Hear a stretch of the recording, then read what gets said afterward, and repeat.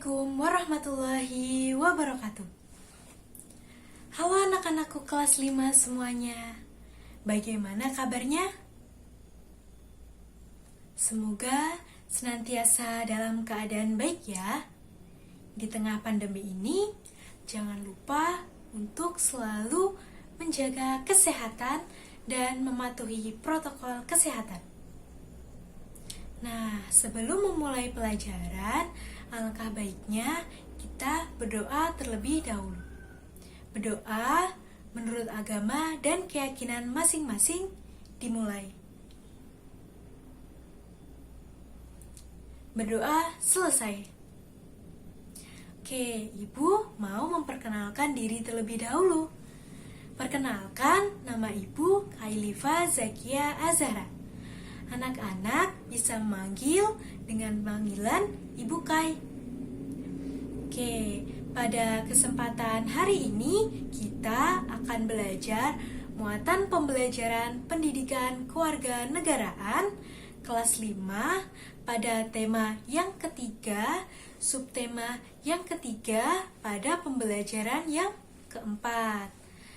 Ibu akan mengecek kehadiran kalian terlebih dahulu.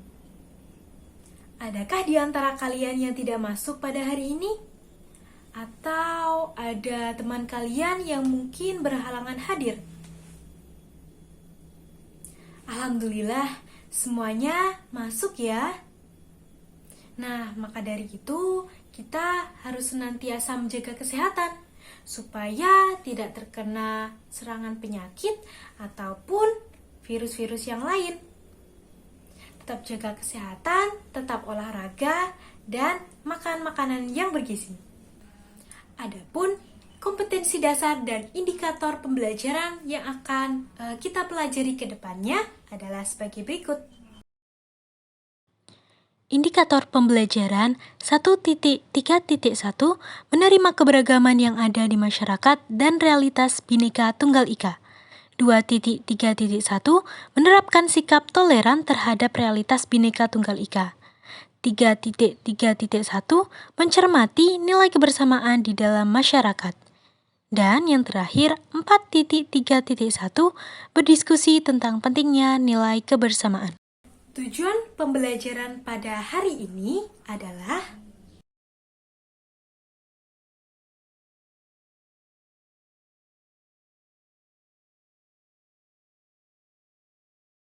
Ibu mau tanya nih, tadi waktu berangkat ke sekolah, sebelumnya di rumah sudah sarapan atau belum?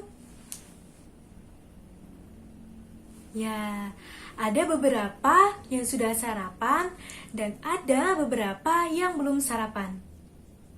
Nah, kedua hal tersebut berbeda ya.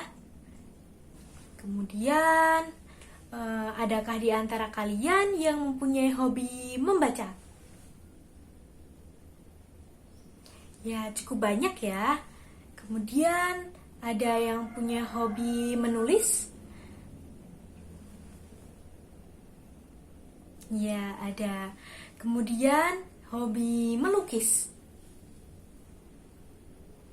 Ya, ada beberapa ya. Kemudian hobi bermain sepak bola? Nah, ini yang laki-laki nih, banyak yang suka main sepak bola. Nah, kemudian dari perbedaan kegemaran atau hobi kalian itu, kalian tetap sama-sama menjadi siswa. Walaupun berbeda dalam hobi, harus senantiasa belajar semuanya, baik menulis, kemudian membaca, kemudian olahraga, dan lain sebagainya. Jadi, meskipun berbeda, harus tetap rukun. Nah, sama juga di Indonesia.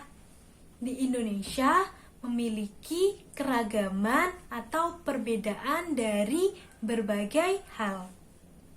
Salah satunya dari bahasa, kemudian suku, kemudian lagu daerah, dan lain sebagainya. Nah, maka dari itu ada yang namanya bahasa persatuan. bahasa persatuan bangsa Indonesia adalah bahasa Indonesia. Tapi kalau di harian atau dalam keseharian memang ada bahasa keseharian adalah bahasa daerah masing-masing. Misalnya kita di suku Jawa, dalam keseharian terkadang kita menggunakan bahasa Jawa dalam pengantarnya. Namun apabila kita bertemu dengan teman kita yang berada di suku lain, bahkan di pulau lain, kita dapat menggunakan bahasa persatuan, yaitu bahasa yang dimengerti oleh seluruh warga negaranya. Jika kita di Indonesia dan kita mempunyai teman di seluruh pulau dengan bahasa daerah yang berbeda-beda, maka kita dapat menggunakan bahasa Indonesia sebagai komunikasi atau alat untuk berkomunikasi antara satu dengan yang lainnya, sehingga tidak bingung ketika satu teman kita misalnya menggunakan bahasa Jawa, yang satunya menggunakan bahasa Sunda. Nah, ada beberapa yang tidak paham, maka dari itu bisa menggunakan bahasa Indonesia. Nah, di sini Ibu mempunyai dialog yang dapat kalian perhatikan yang berisikan tentang keberagaman. Bisa dibaca bersama-sama ya. Udin, aku tidak menyangka ternyata teman-teman kita memiliki beraneka ragam keterampilan yang luar biasa. Beni, haha, betul Din. Ada yang menulis bahwa ia mahir bermain gitar, ada yang terampil bermain drum, ada pula yang merdu suaranya. Wah, mereka bisa membentuk sebuah band sekolah, Din. Lani, seru sekali ya. Bayangkan kalau di dalam sebuah kelas, kita semua hanya terampil bermain drum saja. Tapi tidak ada yang terampil bermain alat musik lainnya, dan bahkan tidak ada yang pandai bernyanyi. Siti, itulah salah satu kekuatan keberagaman yang kita miliki ya, Lan. Bahwa dengan perbedaan yang ada, kita dapat saling mengisi dan melengkapi. Nah, setelah membaca dialog tadi, kita mengetahui bahwasanya teman-teman kita mempunyai keterampilan yang berbeda-beda. Keterampilan yang sangat banyak. Ada yang ahli menggambar, bermain gitar, bermain suling, bermain drum, dan yang lainnya. Nah, dari situ kita mengetahui bahwasanya perbedaan-perbedaan yang ada itu bukan suatu alasan untuk saling bermusuhan atau menjadikan sesuatu hal dapat terpecah belah. Bukan, namun sebaliknya. Perbedaan-perbedaan atau keragaman yang ada apabila dikolaborasikan atau dipadukan akan menjadi sesuatu hal yang indah. Misalnya dalam drum band. Nah, ada kan ekstrakurikuler drum band? Nah, pada saat itu masing-masing dari kalian kan memegang alat musik yang berbeda-beda dengan keahlian kalian yang berbeda-beda pula. Nah, setelah dipadukan menjadi satu syair lagu, maka musik atau bunyi dari alat musik tersebut akan terdengar indah. Begitu juga yang ada di negara kita, di Indonesia. Keberagaman suku, keberagaman bahasa daerah, keberagaman rumah adat yang berbeda-beda, keberagaman yang lainnya menjadi satu, yaitu Bhinneka Tunggal Ika. Berbeda-beda tetapi tetap satu jua. Sehingga keberagaman yang ada harus senantiasa dijaga kerukunannya, dijaga kebersamaannya, dan jangan saling terpecah belah. Jangan saling mencela antara keberagaman yang ada, perbedaan yang ada. Misalnya kita di suku Jawa, tidak boleh mencela atau tidak boleh mencaci permainan daerah atau bahasa daerah dari teman kita di suku Ambon, di suku Bugis, dan lain sebagainya. Jadi harus saling menghargai. Nah, sekarang Ibu mempunyai gambar nih, dapat diperhatikan ya. Nah, dalam gambar tersebut terdapat anak-anak di seluruh penjuru Indonesia dengan keberagamannya masing-masing. Dari suku Jawa, Papua, dan lain sebagainya.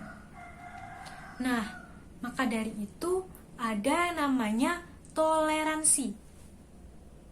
Apa ya itu toleransi?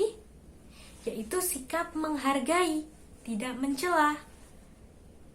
Nah, kalian dengan teman-teman yang lainnya itu sama-sama di negara Indonesia.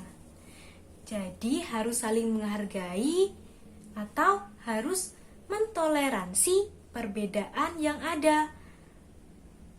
Misalkan ketika bermain tidak boleh membeda-bedakan warna kulit, jenis ras, atau bahkan jenis bahasa yang digunakan.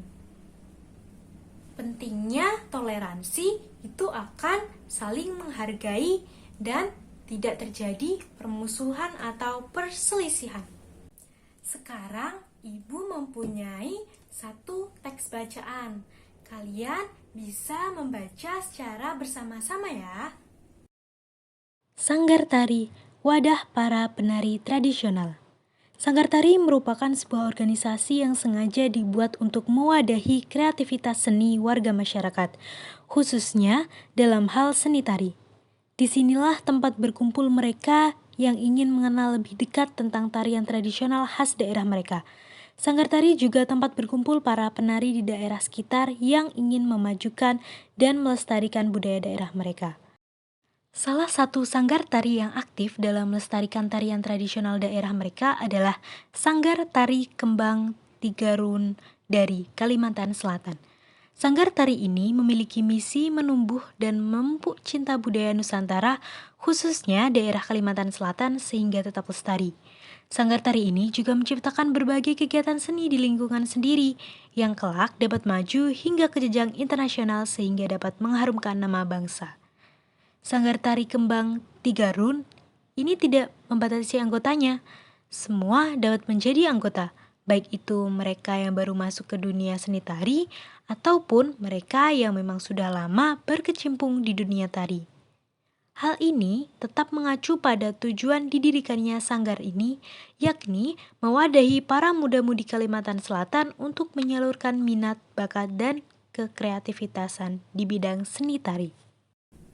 Setelah membaca teks tersebut secara bersama-sama, Ibu akan membagi kalian menjadi kelompok kecil. Satu kelompok terdiri dari 5 anak.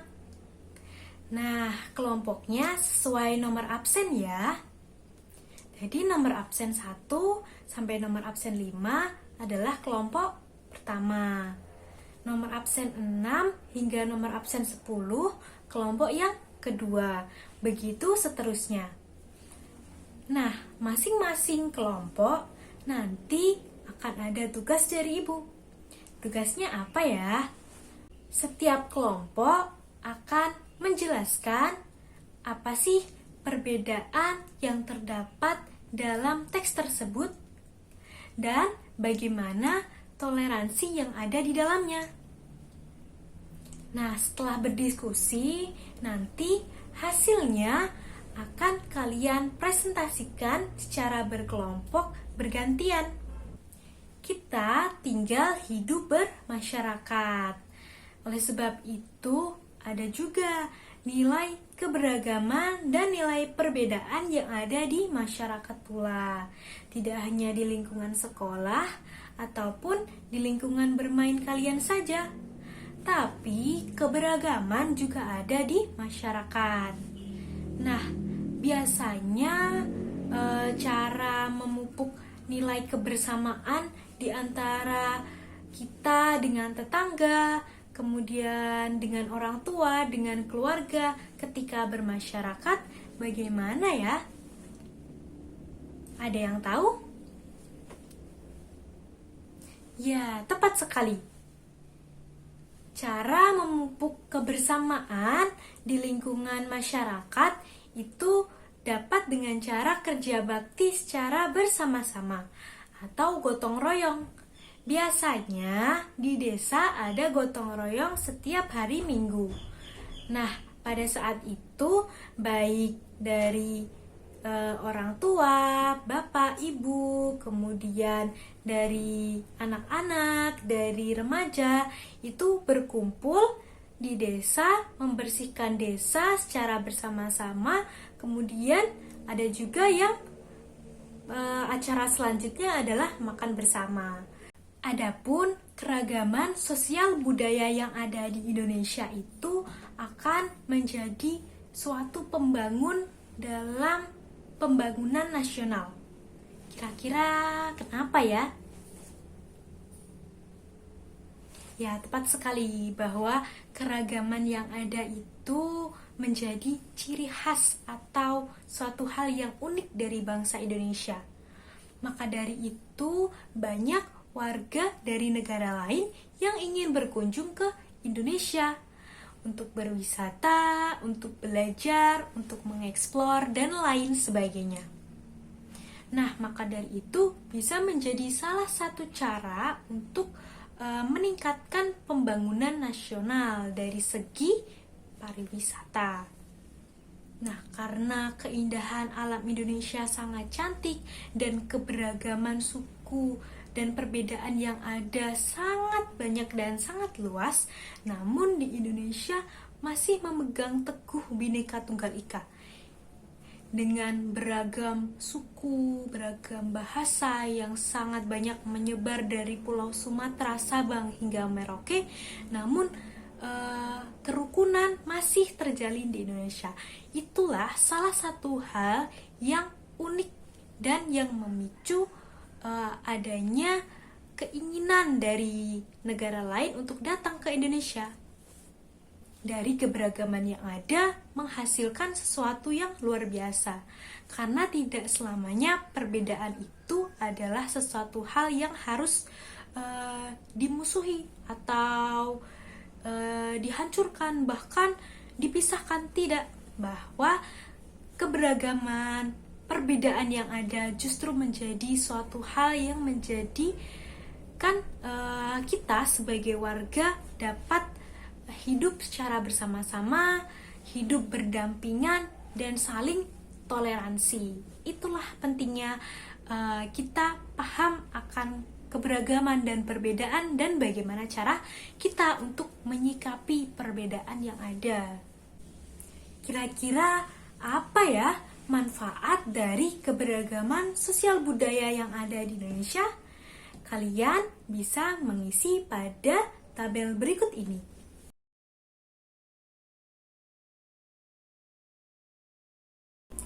Untuk memperdalam pengetahuan kalian, maka ibu memberikan pekerjaan rumah atau PR bisa kalian diskusikan bersama kedua orang tua atau wali siswa. Kemudian bisa diisi ya tabel berikut ini.